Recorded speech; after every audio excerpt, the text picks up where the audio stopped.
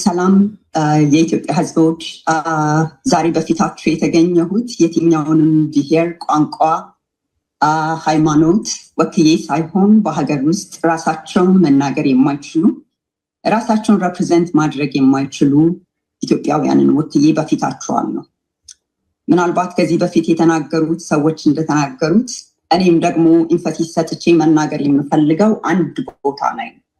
እሱም ባለፉት 8 ዓመታት ያለችው ኢትዮጵያችን ምን የምትመስል ኢትዮጵያ አለችን የሚለው ላይ አተኩራለሁ።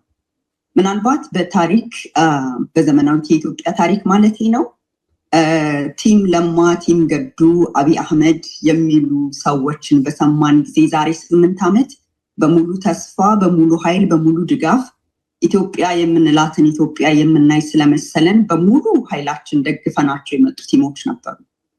አሁን አላቅም እንግዲህ ቲም ለማ አቶ ለማ የት እንዳሉ እናውቃለን ወይ? አቶ ገዱ የት እንዳሉ እናውቃለን ወይ? የዛኔ የተነገረን ተስፋ የት እንዳለ እናውቃለን ወይ? ይህንን ጥያቄ ለሁሉ ኢትዮጵያውያን መልስ እንዲሆን የራሱ ኢትዮጵያዊ እንዲመልሰው ደግሞ ጥያቄውን አቀርባለሁ።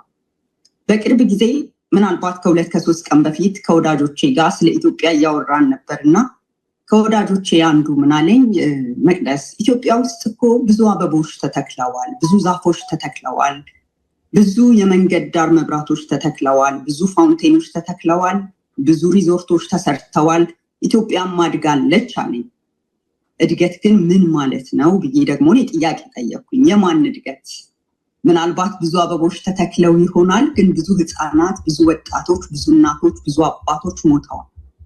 ብዙ አበቦች ተክለን ብዙ ዛፎች ተክለን ይሆናል። ኢትዮጵያውያን በቋንቋቸው ምክንያት፣ በሃይማኖታቸው ምክንያት፣ ባላቸው የፖለቲካ አቋም ምክንያት ታስረዋል፣ ተገድለዋል፣ ተፈናቅለዋል፣ የደረሱበት ጠፍቷል። ብዙ የመንገድ መብራቶች ተተክለውልን ይሆናል። ቤቶች ጨለማ እንደሆኑ እናውቃለን። ብዙ የመሰረተ ልማቶች እንደተዘጉ እናውቃለን። ብዙ ፋውንቴኖችም ተገንብተው ይሆናል። ህዝብ የሚጠጣው ውሃ የለውም፣ ተስፋ የለውም። ብዙ ሪዞርቶች ተሰርተውልን ይሆናል። ብዙ ዩኒቨርሲቲዎች እየተዘጉ እንደሆኑ እናውቃለን። ብዙ ትምህርት ቤቶች ተዘግተዋል። ብዙ መሰረተ ልማት ወድሟል። ብዙ የወጣቶች ተስፋ ጨልሟል። እውነት ይሄን እድገት የምንለው እድገት ይሄ ከሆነ ራሳችንን ቆመን መጠየቅ አለብን። ምናልባት እየለማች ያለች ኢትዮጵያ አለችን ከሆነ እውነት በዚች እነሱ በሚሏት ኢትዮጵያ ውስጥ ነጋችንን እናያለን ወይ? ልጆቻችን ሲያድጉ እናያለን ወይ? ሀገር አለን፣ ኢትዮጵያ ታላቅ ሀገር ነች ብለን ብዙ ጊዜ ተናግረናል። ምን እላለሁ? አንድ ነገር ብቻ ጠይቃለሁ። ታሪክ ይጠይቀናል፣ ጊዜ ያየናል። ኢትዮጵያ እንደዚህ ስትጎሳቆል ስትዋረድ የት ነበራችሁ ብሎ የሚጠይቅ ትውልድ ይነሳል። ለዛ ምን መልስ እንሰጣለን? አንድ ነገር ብቻ እላለሁ። የሆነ ያለብን ነገር እኛን አይወክለንም። ጦርነትን በቃ እንላለን። ፍትህን እንፈልጋለን፣ ሰላም እንፈልጋለን፣ ሞት ይብቃን እንላለን። ቋንቋችን፣ እምነታችን፣ ኢትዮጵያዊነታችን መኖሪያችን እንጂ መሞቻችን መሆን ስለሌለበት በፊታችን ለሚደገሱ ድራማዎች እምቢ በቃ እንላለን። አንድ ነገር ብቻ እላለሁ። በዚህ ጊዜ ማምለጫችን አንድ ነገር ነው። ማምለጫችን አምላካችን ነው። ማምለጫችን ሰው መሆናችን ነው። ማምለጫችን ኢትዮጵያዊነታችን ነው። ማምለጫችን ለአምባገነኖች ፍትህ ድራማ ለሆነባቸው፣ የድሃ የምስኪን ህይወት ርካሽ ለሆነባቸው መሪዎቻችን በቃን እምቢ እንላቸዋለን።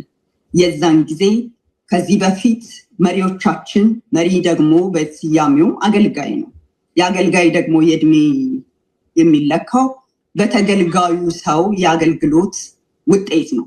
የምናየው ነገር የዛ ተገላቢጦች ስለሆነብን ለታሰሩ፣ ለሞቱ፣ ለተፈናቀሉ ወገኖቻችን ከዚህም በኋላ ለሚደርሰው ጥፋቶች በሙሉ ትናንትናችንን አይተን ዛሬ ላይ ቆመን ለነጋችን በቃን እንላለን፣ እምቢ እንላለን። ይህንን ጥሪ ማቅረብ እፈልጋለሁ። እግዚአብሔር ኢትዮጵያንና ህዝቦቿን ይባርክ። ሰላም ለኢትዮጵያ ይሁን። አመሰግናለሁ።